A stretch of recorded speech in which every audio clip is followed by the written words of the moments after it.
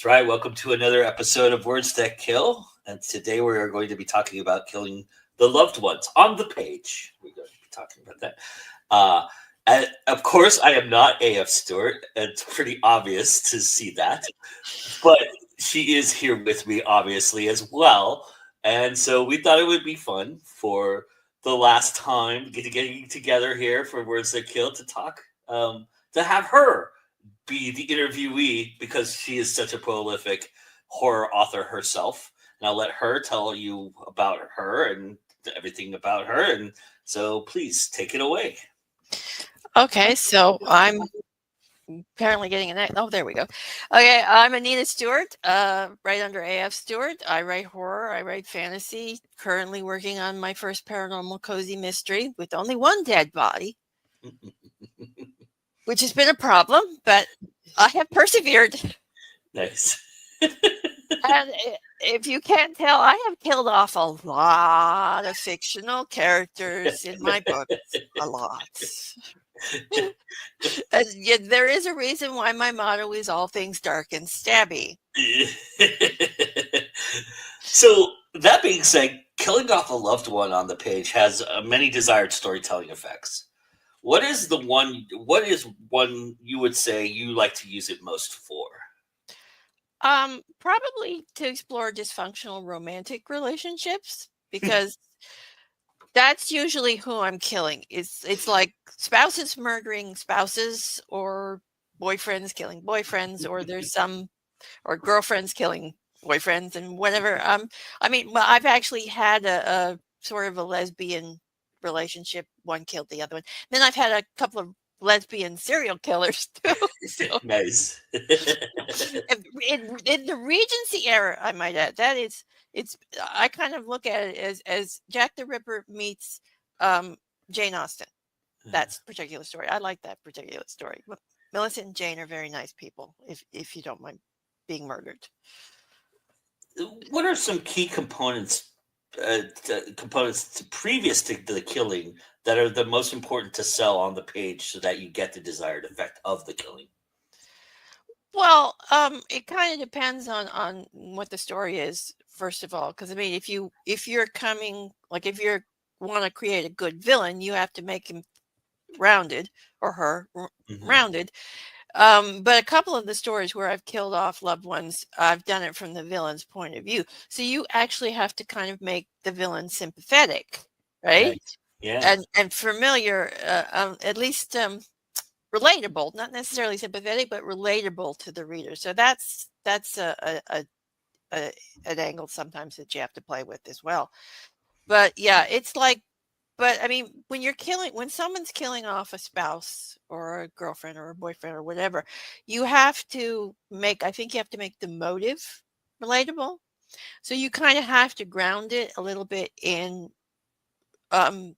relationship problems. I mean, regular, normal relationship problems that don't usually end up in murder, and then take it to the extreme. It's like with one story it was about a husband who discovers his wife's little dark secret. But the wife's little dark secret was totally reliant on the fact the husband was as annoying as everything. Like, she couldn't stand him. Anyway, and then there was the story couple where both of them were murderous. And it stemmed in the fact that, they had gotten married. The marriage was kind of an unequal partnership, whereas he was a very intellectual and she was not.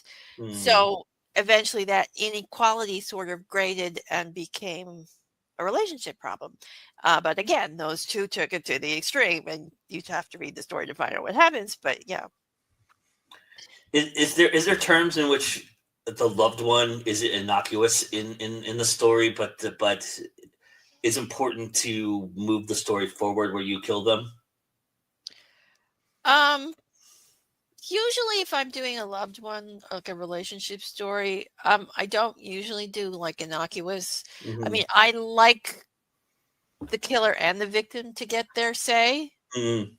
I mean, I don't like doing I hate to call it Final Girl because I did a Final Girl podcast and it kind of changed my mind a little bit about Final. That was a good one. But it's that sort of damsel in distress sort of syndrome Uh-huh. I don't like, and I don't usually give it. I always like to give the victim a little bit of agency at least. Mm-hmm. Nice.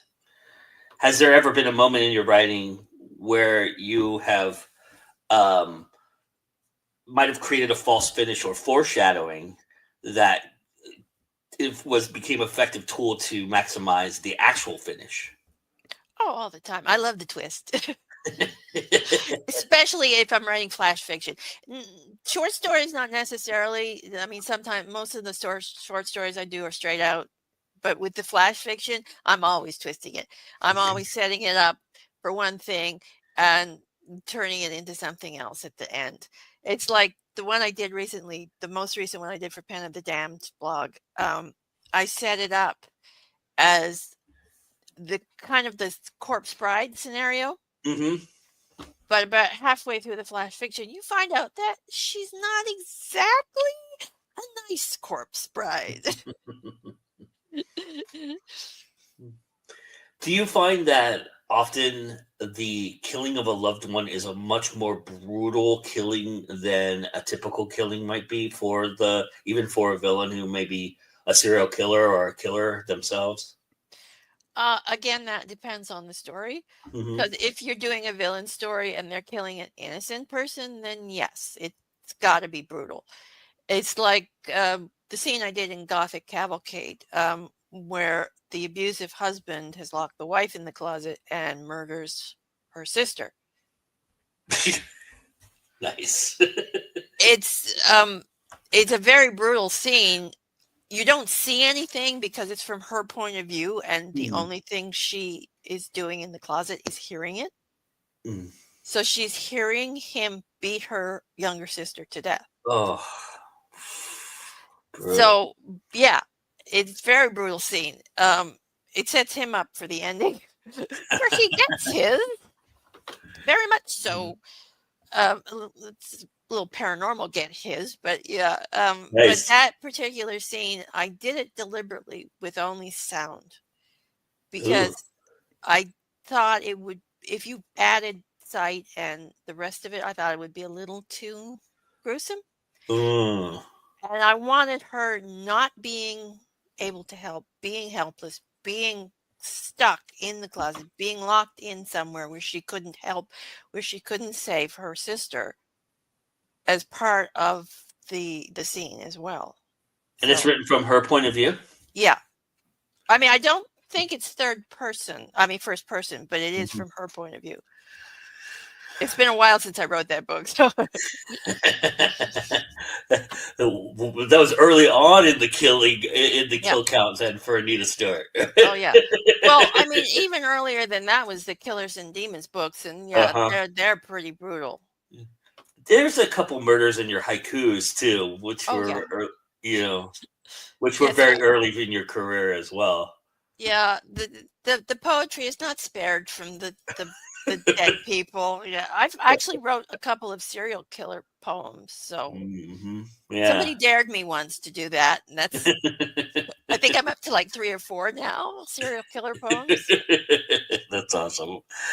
What is a common cause and effect for the ancillary characters when it comes to the loved one's death? Well, a lot of my loved ones are in short stories, so it is kind of self-contained in a Hmm. lot of cases. It's just the two people. But I mean, with like in this book here, Fairy Tales and Nightmares, the Snow White retelling has a love triangle of sorts in it. Mm. And the end is pretty much everybody dies. So there is a big fallout from that particular killing the loved ones. What what what has been the cause and effect for the hero, and where do we see it most in your stories? Most is it mostly the emotional elements or the physical elements that come across when you're talking about the hero after effects of the killed loved one? Well, yeah, my heroes are damaged. They're like it's like seriously damaged. I mean, if you take this book, Past Legends, I mean, she's the hero. She's a pretty good hero, but I mean, she's pretty much a survivor of an abusive relationship, right? And she turns the abuser into a tree in the prequel. So Merlin is a tree in my until book 3, where he's no longer a tree, and then she beats the crap out of him with a gnome. Which is a nod to Jim Nettles, by the way, in case you're wondering. That book hasn't been published yet, but yeah, because That's awesome. I'm still working on that particular series. Did he dare you to kill somebody with a gnome? No, I just got the idea in my head on my own. It's like I was like they're fighting in her garden, right? Yeah. And they're doing a non-magical beat the crap out of each other battle in the thing. And I gave her a little advantage because she knows Krav Maga. Apparently, she was doing secret things in Israel at one point during her magic career.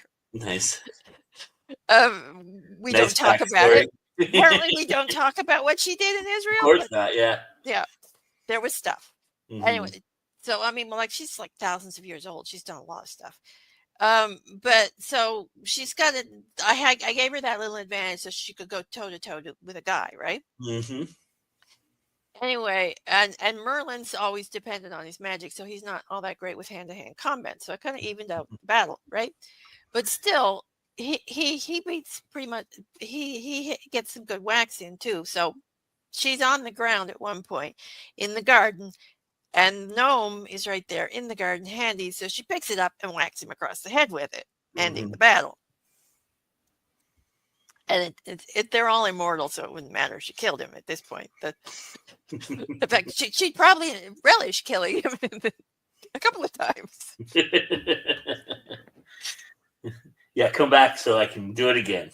Yeah, so I mean, there's always psychological damage with my heroes. Mm-hmm. So would that fester in emotions, or do you feel like there's certain things that physically they would ail from too? Well, she's developed a drinking problem, definitely. Yeah. A lot of my characters have drinking problems. Yeah, which is very odd because I don't drink, so I don't know where this drinking problem issue came from. But I mean, in book 3, she actually goes to therapy. So, Where do you most often find that killing the loved one is effective? What act or what part of the book do you feel like is where it becomes the most effective for you? Well, it depends. Like a lot of this all depends on the story. Because I mean, sure. Sometimes you don't kill off the loved ones in the story. Sometimes they're murdered right away. It's like, yes, we'll and sometimes they're a sacrifice to the gods, right? Yeah. It's like that's my favorite story in Visions and Nightmares is when gods roar. Because I mean, it's kind of a commentary on an unhappy marriage. Mm-hmm.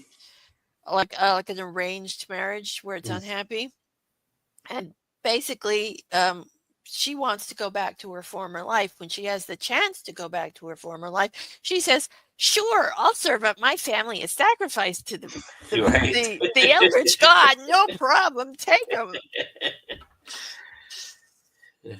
So that's the ending. A lot of times it is kind of the ending, like in the short stories, like, this is the ending. This is the murder. But sometimes the murder happens in the beginning. Like with like one of the stories in Killers and Demons, it's not exactly a loved one, but it's a kind of a, like, she's a sex worker, so it's a sexual relationship, right? But she kills him and takes his money. It's like it establishes right off the bat she is a murderous person, right? Yeah. But she's also a very sympathetic person too. So Is it harder to have more real estate ahead of you than behind you when you're writing these deaths, or do you feel like it doesn't really matter because you either have to build it up or you have to, talk about the regret and what happens after?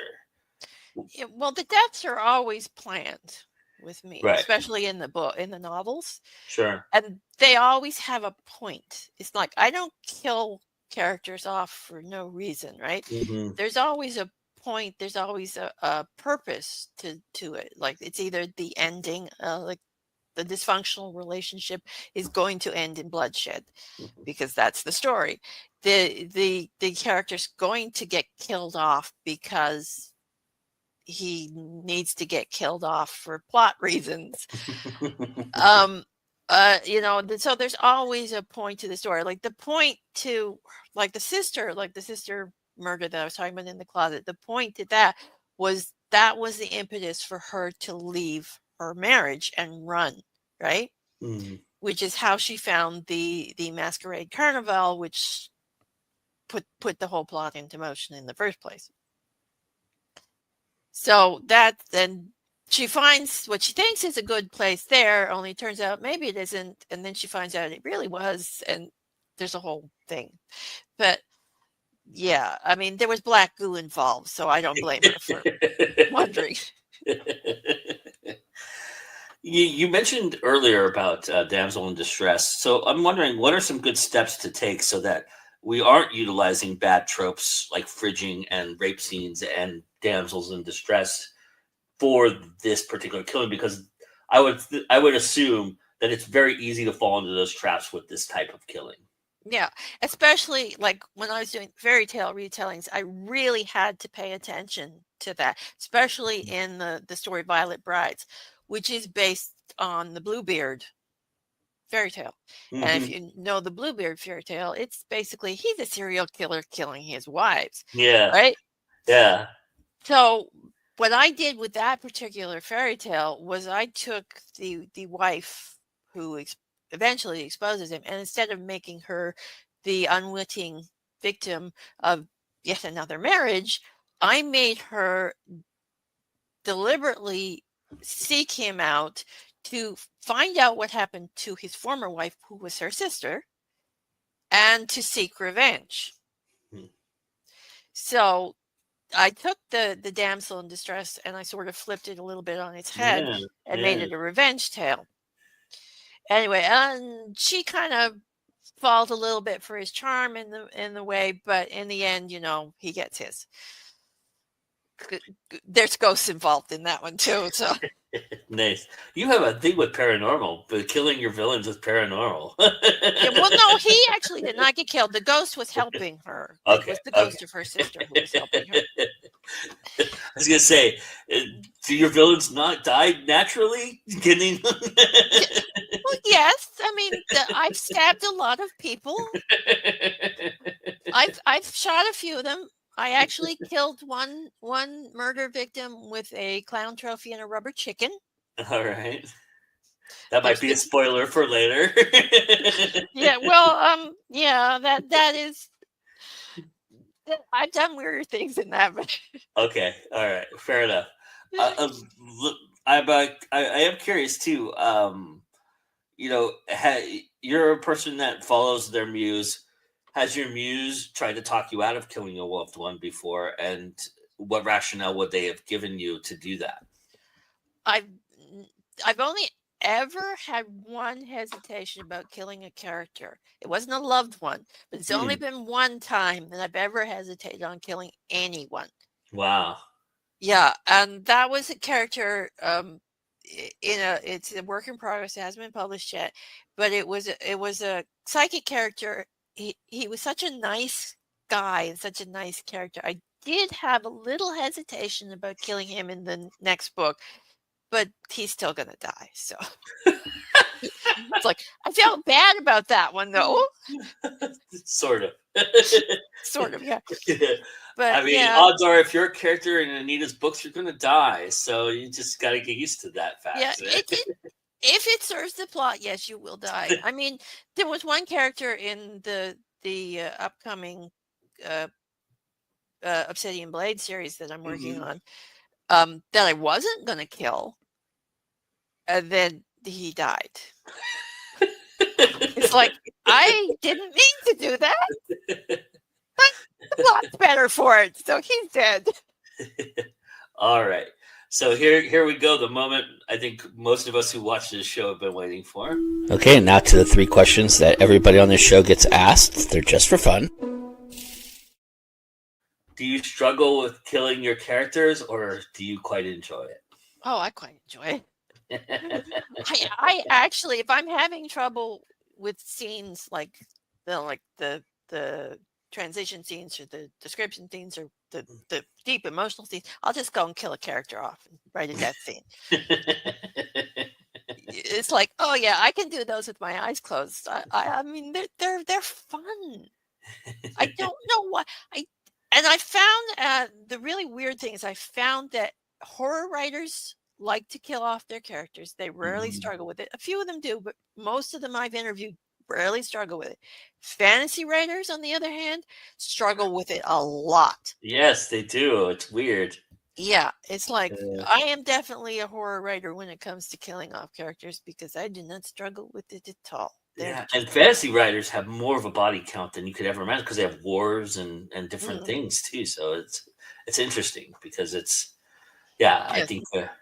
think they gravitate towards that because they put so much into their worlds and their character building and things like that. And whereas horror people, we make characters just to kill them. So Well, we deal more with monsters too. Like I mean, once you've written an eldritch god and they've eaten the village, all the rest of it is just like it's all suspect after that, right? It's like, yeah, once you just massacred a village for no reason whatsoever other than I mean, yeah, it's like. So what is your favorite death that you've ever written? My favorite death, I gotta say, it's in Ruined City. It's the story that takes place from the point of view of the Night Wraith. And they basically eat people alive. So, yeah,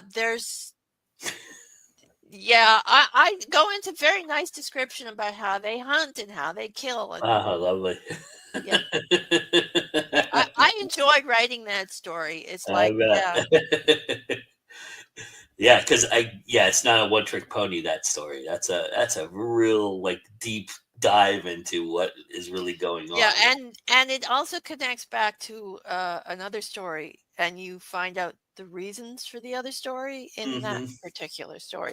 So it's kind of a very interesting, complex, interconnected story. Anyway, and the reason I wrote it is because I figured the villains needed a point of view. It's because, it's like.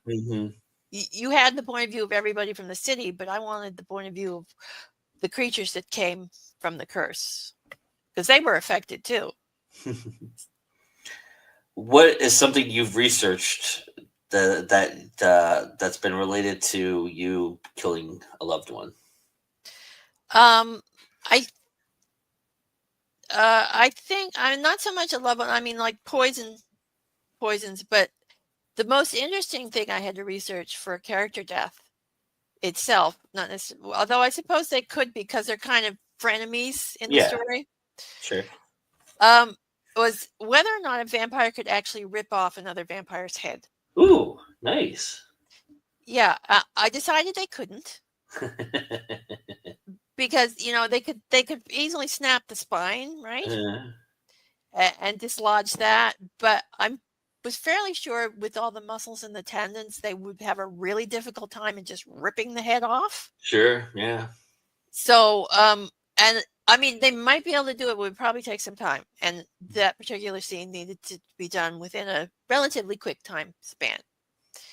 So I gave him a knife, and he partially cut into the neck and then ripped the head off. Because once the tendons were severed and sliced, it would be a lot easier to just rip the head off.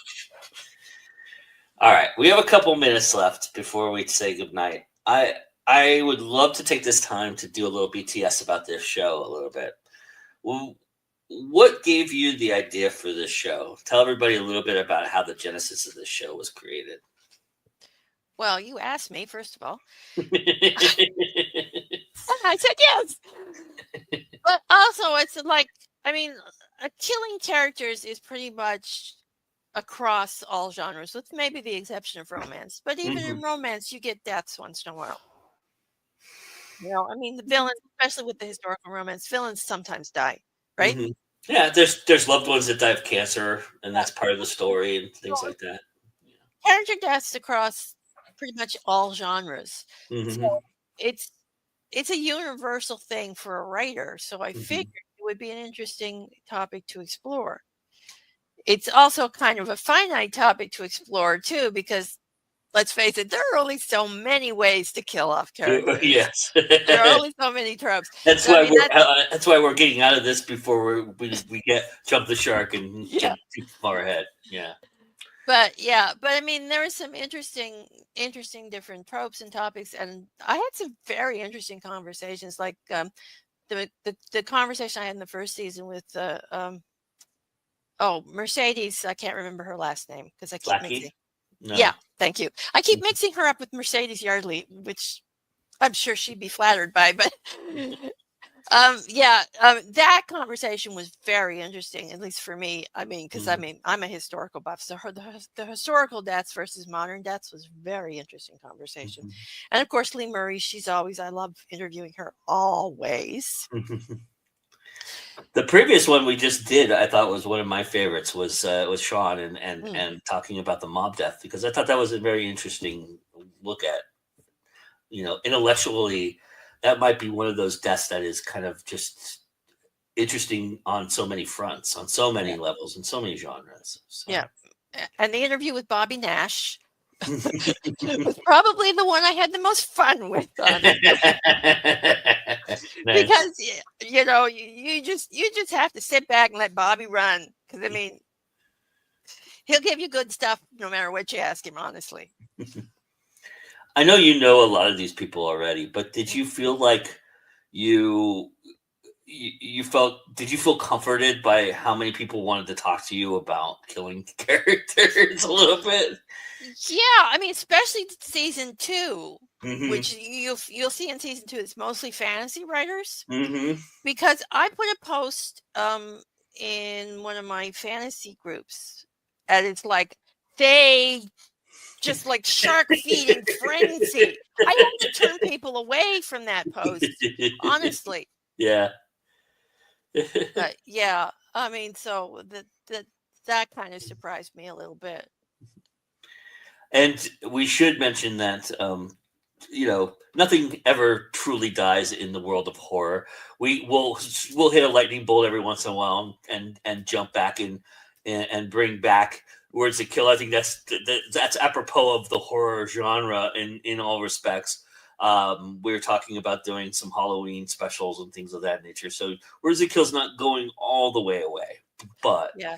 And technically, we did a show about resurrecting the dead. So and Final Girl, we did a Final Girl show. So we've covered quite a bit of it. You even did jump scares, where a lot of that slasher was a really great conversation. Oh yeah, I really enjoyed that one too. Yeah, so and there was a lot of slasher stuff in there. So if you're a fan of any genre, especially in season 2, if you're a fan of a fantasy genre, it's all covered there. So, yeah. Yeah, that's because all the fantasy authors just jumped on that one post. It's like, I got a whole season, people, and I didn't even have to do anything. Well, Anita, I think we'll stop there. I'd like to thank you for being my guest. You were lovely. And thank you for 3 seasons of just amazing, amazing content. I couldn't have asked for better, and you did an amazing job. You were a credible interviewer and incredible host, and thank you so much for the opportunity to broadcast all of that here at Going Now. We really do appreciate all of that. So tell everybody where they can find you and how they can get a hold of you, and anything else you want to say. Okay, well, you can find me at my website, afstewart.ca. It's all there, all my socials, all my merch, all my books. And I'm going to be the Indie Fantasy Addicts is having a virtual convention this weekend. And I'm not going to be on any of the panels. I didn't get on the panels, but I am going to be one of their featured authors in their author alley. So, nice. Go get some books, everybody. That's awesome. Anyway, and they're going to link to the website, and I've got my my box set for Saga of the Outer Islands up on my website. You can only get that one direct because I'm trying to drive people to my direct store, but. Anyway, but it's you can get all 3 books and the bonus short story in that box set. Awesome. Well, everybody go do that, and I would normally end the show the way I end it, but this is not my show. So, Anita, would you like me to say it, or would you like to say it? I'll say it, and it's bye for now.